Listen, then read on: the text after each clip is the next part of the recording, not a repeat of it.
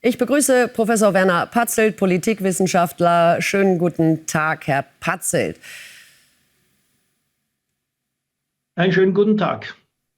Was glauben Sie, steckt dahinter? Will die AfD sich jetzt, ich sag's mal so, schick machen für eine mögliche Regierungsbeteiligung? Oder hat man da wirklich das Interesse, sich nachhaltig von rechtsradikalen Strömungen in der Partei zu verabschieden?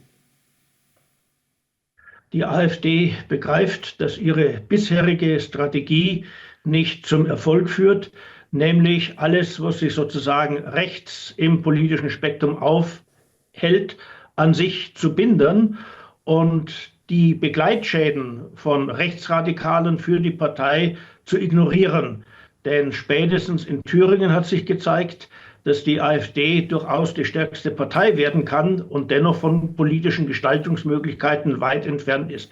Nur indem sich die AfD koalitionsfähig macht, kann sie irgendwelche politischen Ziele erreichen. Und es scheint so zu sein, als würden jetzt die, sagen wir mal in grünen Begriffen, die Realos einen neuen Versuch unternehmen, sich gegen die in grünen Begriffen Fundis durchzusetzen.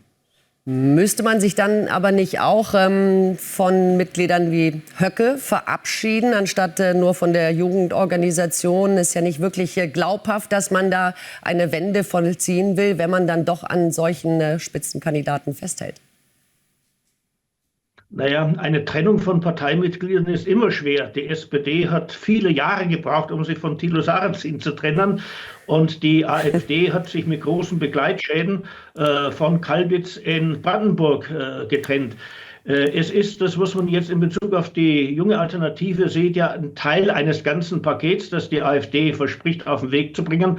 Die Partei hat auch angekündigt, sie will sich bemühen, künftig für Spitzenfunktionen, auch für Bundestagskandidaturen, keine, wie soll ich sagen, sehr skandalträchtigen Leute mehr aufzustellen, sofern sich das verhindern lässt.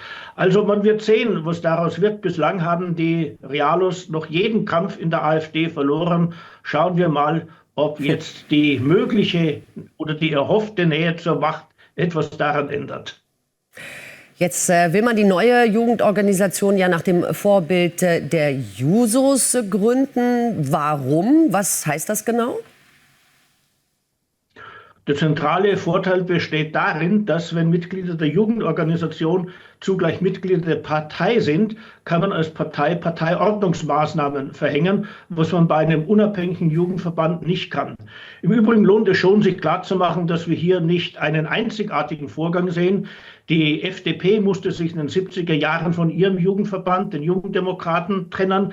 Die SPD hat sich von ihrem Universitätsverband, dem SDS, getrennt und stattdessen den Sozialistischen Hochschulbund aufgestellt. Es ist nichts Neues, dass sich politische Parteien von jenen Radikalen zu trennen versuchen, die unter jungen Mitgliedern natürlich wesentlich häufiger sind als unter älteren Mitgliedern.